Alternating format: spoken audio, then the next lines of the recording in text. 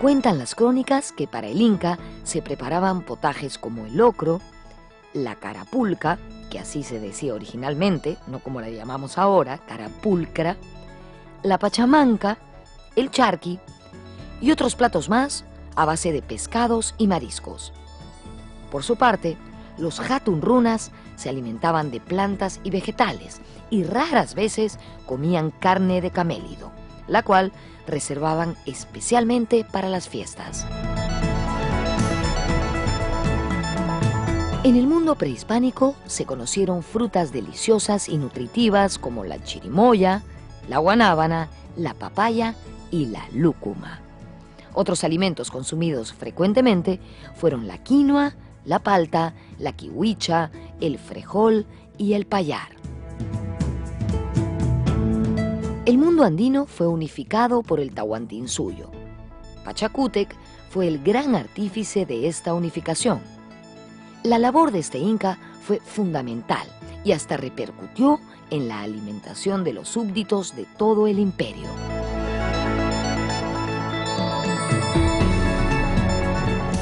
Es un resultado un poco de la revolución que hizo Pachacútec con la tierra, ¿no? Cuando llega el Inca Pachacútec, comienza a abonar el territorio peruano. Eso no se usaba sino en Europa en los jardines, pero no se usaba para cultivos intensivos. Y Pachacútec siembra todo, bueno, abona todo el territorio con bosta de llama y también de los pájaros guaneros, ¿no? Por eso una primera cosa que hace es ocupar Chincha. De ahí comienza la riqueza gastronómica del Perú, ¿no?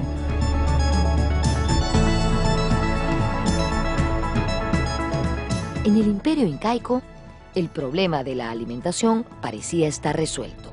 Nadie moría de hambre.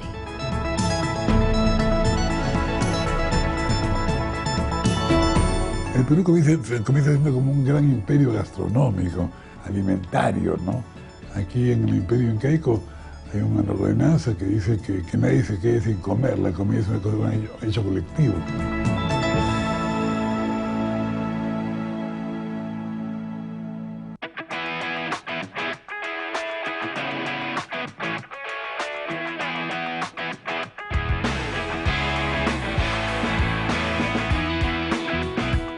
El ají es un ingrediente fundamental en nuestra gastronomía. Encontramos ajíes de todos colores, de todas formas, de todos tamaños. Algunos pican mucho, otros pican más o menos, otros no pican casi nada.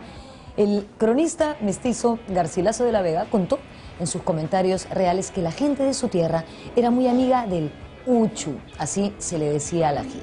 Tan amiga que la echaba prácticamente en todos sus platos, en los guisados, en los cocidos, en los asados y hasta en las hierbas crudas. Esto de hierbas crudas probablemente se refería a las ensaladas, según dice la investigadora Isabel Álvarez. El ají, como todos sabemos, sigue siendo fundamental en nuestra cocina, pero hay un plato donde es imprescindible. ¿Cuál es? El ceviche, por supuesto.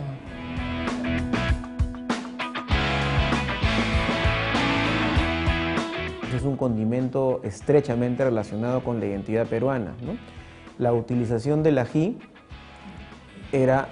fue evidentemente prehispánica, pero se aprovechó muchísimo durante el periodo virreinal también, ¿no? Y es más, justamente el ají es uno de los primeros ingredientes que los criollos, ¿no? Es decir, los españoles nacidos en suelo americano, utilizaron para adaptar recetas que venían de Europa, ¿no? Precisamente de la corte madrileña de España, ¿no? El ají era tan importante que se hizo sinónimo de guiso picante.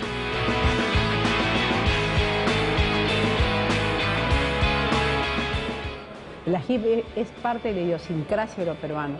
El ají es mucho más que un picor. El ají es un sentimiento para el peruano. O sea, no tener ají en un plato es como que te entristece.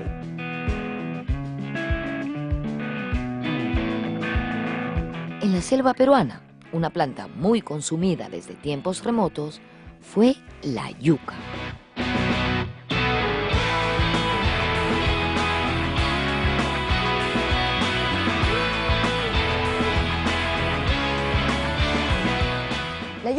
es uno de los principales cultivos de los ayánicas. De hecho, la yuca podría ser a la Amazonía lo que la papa es a los Andes. Incluso existen restos arqueológicos que evidencian el uso de ralladores de yuca en la Amazonía 1000 años antes de Cristo.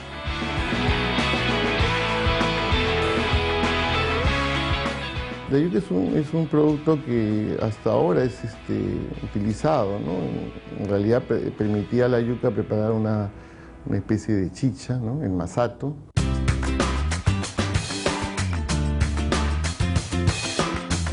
En 1532 se inició la conquista española del Tahuantinsuyo. En un primer momento, los hispanos rechazaron la cultura culinaria incaica. Sin embargo, no tardarían en usar sus ingredientes. Durante los 300 años de dominio español, se produciría la fusión de los elementos gastronómicos andinos con los africanos, europeos y demás.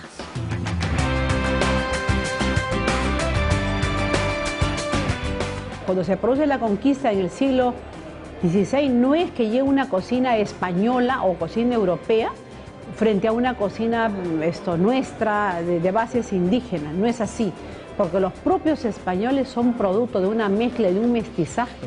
Ellos también trajeron sus propios mestizajes. Recordemos que han tenido 7 siglos por lo menos de la presencia árabe morisca. Ellos trajeron lo suyo, cocinas de fusión, cocinas de encuentros, de desencuentros, de expansiones de territorio, de búsqueda. Es esa cocina la que llega al Perú.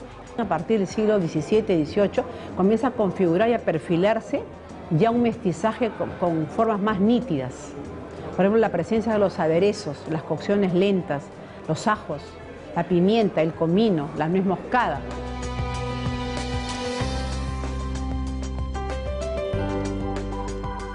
Con el paso de los años, fue surgiendo entre los criollos, es decir, entre los hijos de españoles nacidos en América, un sentimiento de identificación con la nueva tierra.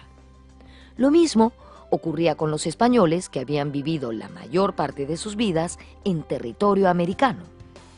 Un elemento importante de este sentimiento de pertenencia lo constituían las plantas alimenticias propias de esta parte del mundo.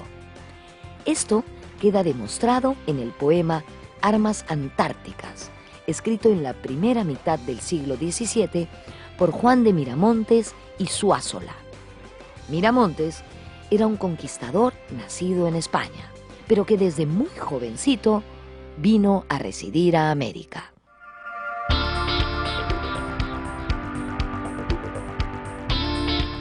Armas Antárticas, que es un poema épico justamente de la transición del siglo XVI al siglo XVII, encontramos sobre todo una estrofa en la que se hace una alabanza de los insumos, ¿no? Frutos, tubérculos, raíces, ¿no? Oriundas de América, y el sentimiento es de orgullo, ¿no? Púsole charqui, papas, cancha y mote, ají, choclos y yucas que comiese, palta, guayaba, lúcuma y zapote, para si alguna fruta apeteciese.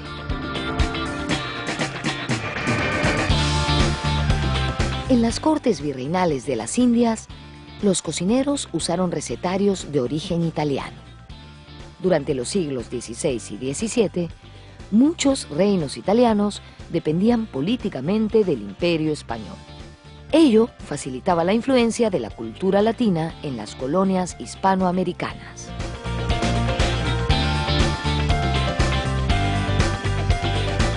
Los españoles que llegan a América no vienen con las manos vacías, traen insumos, traen plantas, pero también traen los libros de cocina. Y los libros de cocina eran de origen italiano, catalán.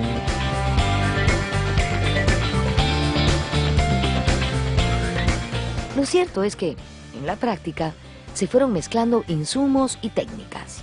La cocina reflejaba la variopinta sociedad colonial, donde convivían españoles, indígenas y africanos.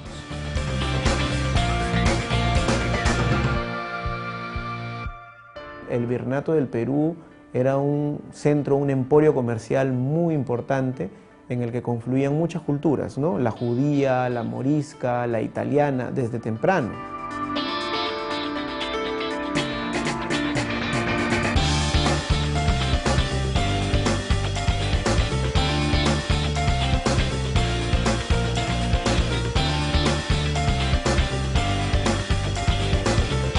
La mezcla entre lo indígena y lo europeo dio lugar a un estilo culinario peculiar y nutritivo.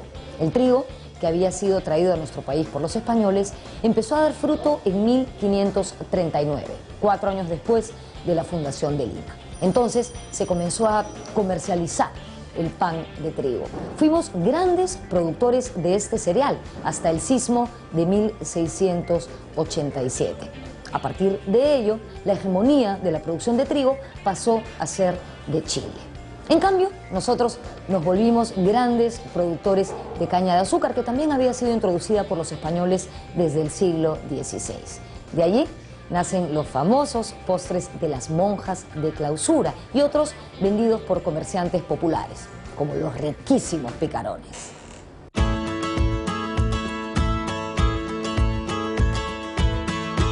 Los buñuelos, que llegaron desde España, dieron origen en el Perú a los famosos picarones.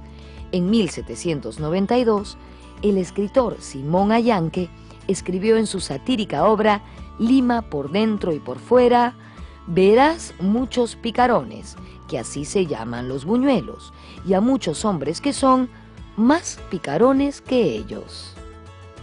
Asimismo, en una de las tradiciones de Ricardo Palma, se dice que Dios, cansado de las peticiones de Santa Rosa para convertir a Lima en una sucursal del cielo, la mandó a freír buñuelos. Un importante cereal traído por los españoles, aunque de origen asiático, fue el arroz. Por alguna razón, este cereal se convirtió en predilecto para la mayoría de peruanos. En la actualidad, el arroz acompaña a gran cantidad de platos de la cocina nacional, principalmente en la costa y la selva.